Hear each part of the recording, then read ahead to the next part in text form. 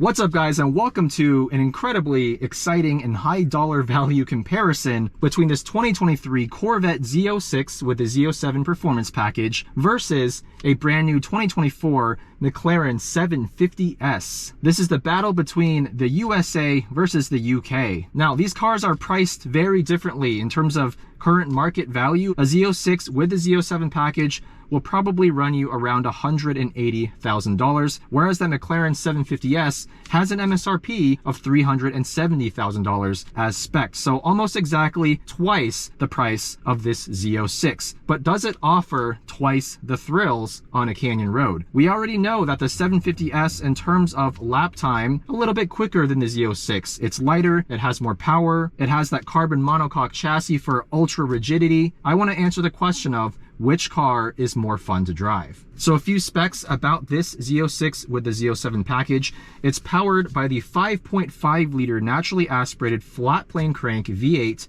making 670 horsepower and only 460 pound-feet of torque. It has an 8,500 RPM redline. It's mated to an 8-speed dual clutch transmission. This car weighs over 3,600 pounds, 600 to 650 pounds heavier than that 750S. But with this Z07 package, we get some pretty extreme aero, a big front splitter, a huge rear wing, stiffer springs, Cup 2R tires, although this one is sitting on Apex wheels with some Extreme Contact Force front tires, Extreme Contact Sport 02 rear tires. The owner Jackson mentioned that he's waiting for the ECFs to come in stock for the rear as well. The Z07 package also comes with the Brembo carbon ceramics. It requires you to spec out the optional aero package, which gives us the wing and splitter, as I mentioned. And also this has the exposed carbon fiber package. This car originally came with carbon fiber wheels, which shaved 41 pounds.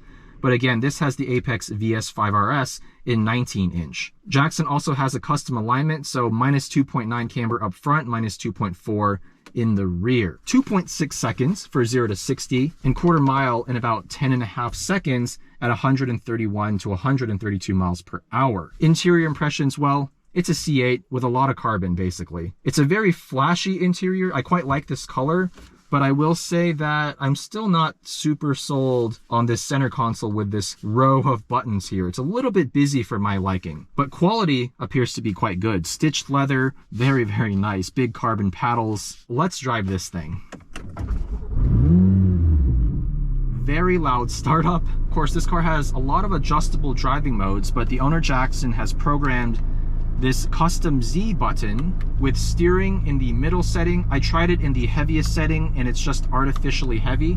Doesn't actually give us any more feedback. Suspension from these MagneRide dampers in the middle setting. Engine and shift speed in the maximum 4 out of 4. Brake feel in the middle setting. Engine sound full out, the only way you can drive a Z06 on a canyon road. Into drive, manual mode. To say I am excited would be a huge understatement. Let's see how this thing performs.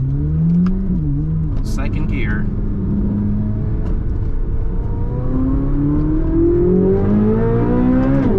Oh my. Whoa. That sound and that ferocious acceleration. Oh wow, this engine just wants to explode to the red line. Very quick shifting dual clutch. The steering ratio is so quick. It's actually a little quicker than I would like. And honestly, there's not much steering feedback at all. Oh my God. The steering is so quick that the car feels a little bit nervous on corner entry. Also, the mid-engine balance of this car immediately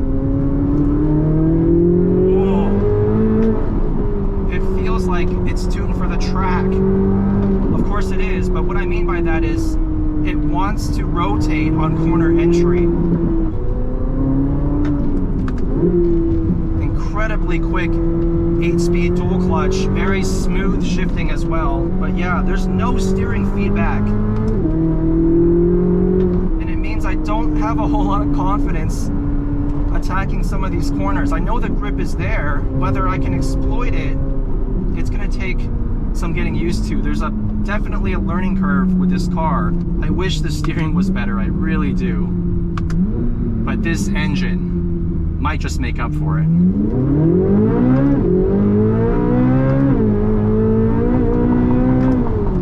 Wow! What a sound! Honestly, this sound, I think, might just beat the Ferrari 458 with an exhaust that I drove last year.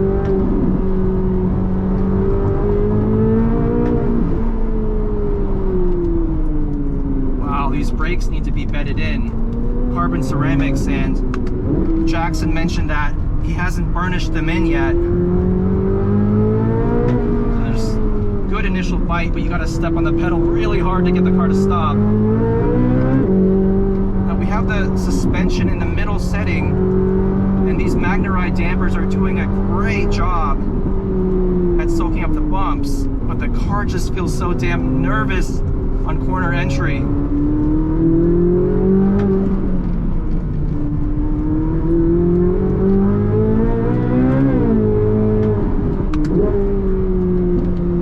I'm speechless, guys.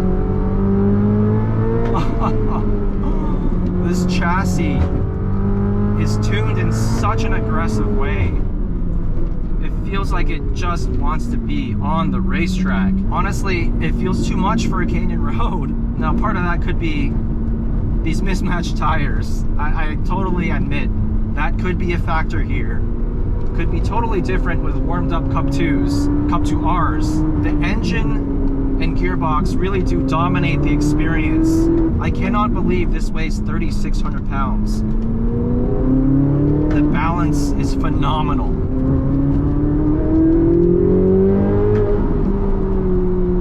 I just wish this steering had more feedback. It's not terrible steering by any means. It's just, with everything else being top notch, you'd expect more from the steering.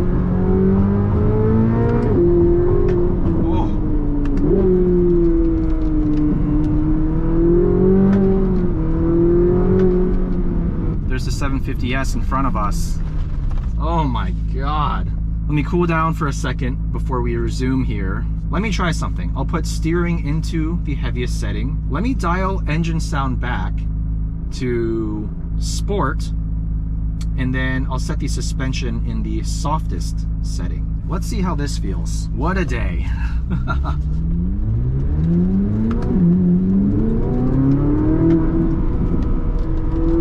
The engine still sounds insane in sport. The volume's a bit lower, but that high-pitched, high-revving quality is still there.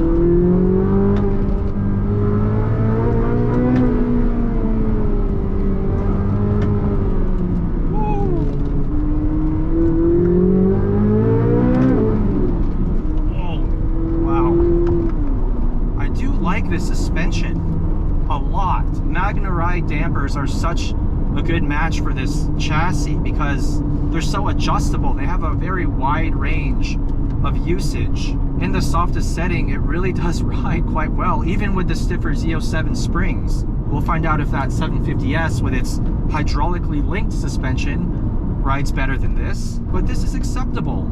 It really is. Look, I'll turn Z mode off. Very serene car now, but that's not what we came to test. Let's put it back into Z. First gear.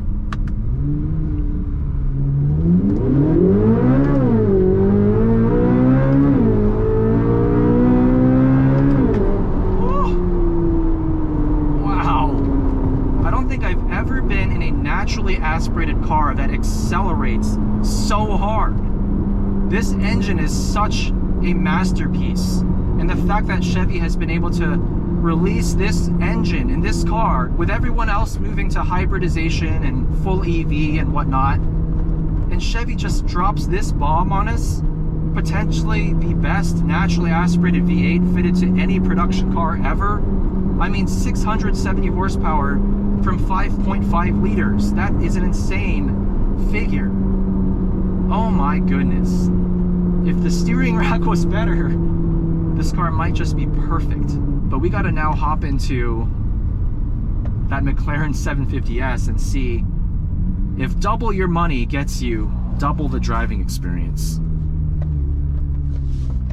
All right, we're now in the McLaren 750S 2024, the first model year. Oh my goodness, this car has less than 500 miles on the odometer. MSRP for this particular car was around $370,000. Excuse the AC, I don't know why it's blowing even though the car is off. $324,000 starting MSRP. This one actually, according to the owner UA, is fairly lightly optioned. It doesn't have some of the exposed carbon bits, for example. But we're powered by a there's the AC. We're powered by a 4-liter twin turbocharged flat plane crank V8 engine, producing 740 horsepower and 590 pound-feet of torque. Quite a bit more than that Z06, and this car weighs right around 3,100 pounds, a 66-pound weight reduction from the 720S, which came out in 2017 and is this car's predecessor. Of course, this has a 7-speed dual-clutch transmission with a shorter final drive compared to the 720S. It's got the lightest standard wheels ever offered on a McLaren. They're 19s in the front, 20s in the rear. Also more downforce than the 720S. Carbon fiber monocoque. We have linked hydraulic suspension, which actually removes the need for traditional anti-roll bars. Hydraulic power steering, which is definitely special in the modern era where everything has moved to electric power steering or even steer by wire. This is one of the few cars out there that still has hydraulic steering. Carbon ceramic brakes as standard. We finally have Apple CarPlay in the 750S, but no Android Auto. Thumbs down from a Google Pixel 8 Pro owner. Interior definitely feels pretty special. It's a step up even from the 675 LT I drove not too long ago. Very simple 3-spoke steering wheel, lots of Alcantara. Feels more special and maybe a bit more spacious than that C8 Z06, mostly because this center area is free. There's actually some space behind this center console where you can store your phone and maybe a small drink. Let's get going.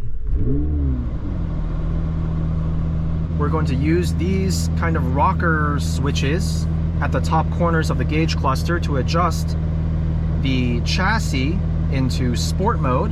There's also a comfort and a track. And then for the engine, track, powertrain. We got some AC going here to keep my cameras cool. Manual mode for the transmission. Is this twice the car of the Z06? I just don't see how it could be, but I am open to being proved wrong. Second gear.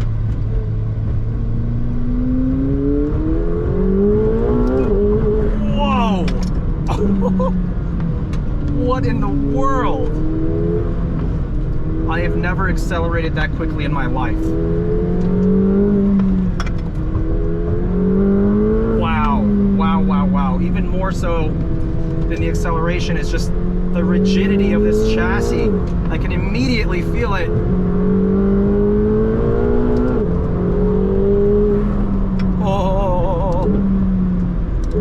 This is terrifyingly fast, and even with all that speed in the straights, the composure in the corners right away, it only takes a couple corners to realize it. This chassis is on a different level than that Z06. Wow. This road is honestly too tight for this car, but it also really highlights this chassis tuning. This hydraulically linked suspension keeps the car so flat.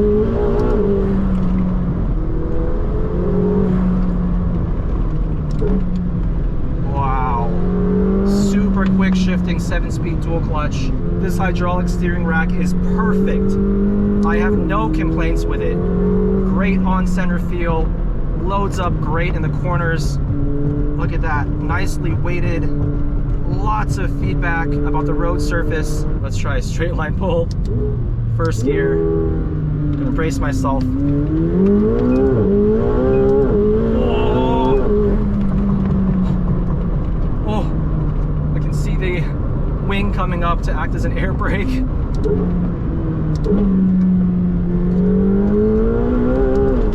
Oh. That is unreal speed. I can only drive this car hard for maybe 30 seconds at a time. Unbelievably fast car.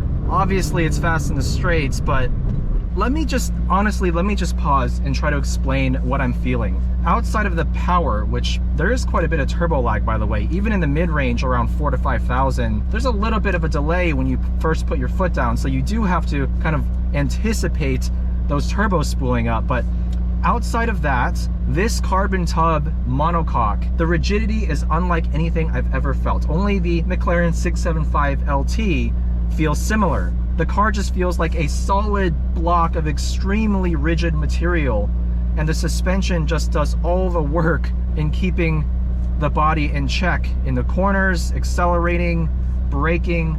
It's completely next level.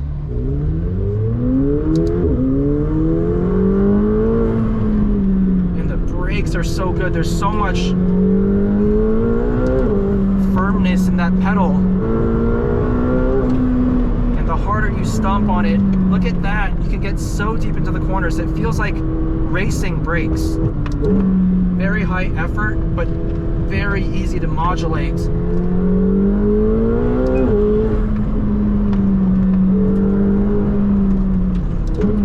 The level of communication this car provides is unmatched. And unlike that 675 LT I drove a while back, the gearing of this 7-speed is really nice and short. So it feels nimble, and it combats that turbo lag because I can keep the engine high in the revs a bit easier here. Wow, it's just phenomenal.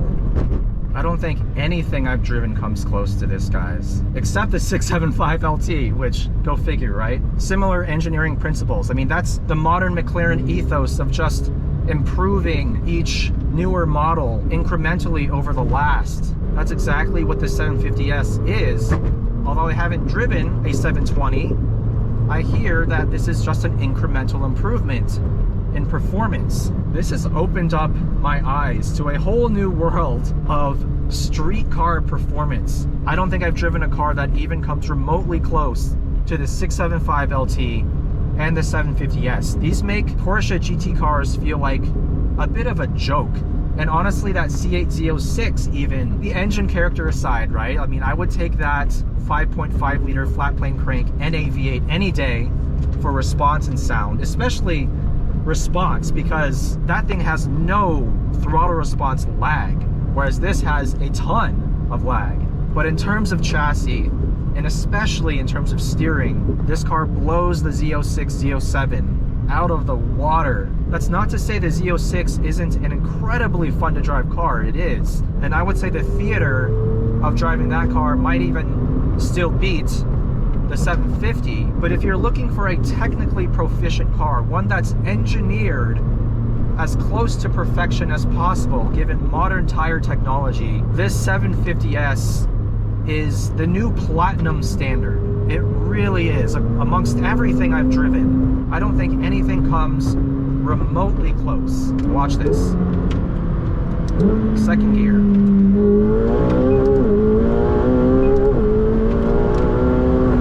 Oh, wow. Oh my God. I don't know how I can go back to driving any other car. $370,000 MSRP. It is definitely double the car of that Z06. Where do I go from here? What possibly exists, modified or stocked, that can beat this car? Maybe the next McLaren. I guess it would have to be the next McLaren.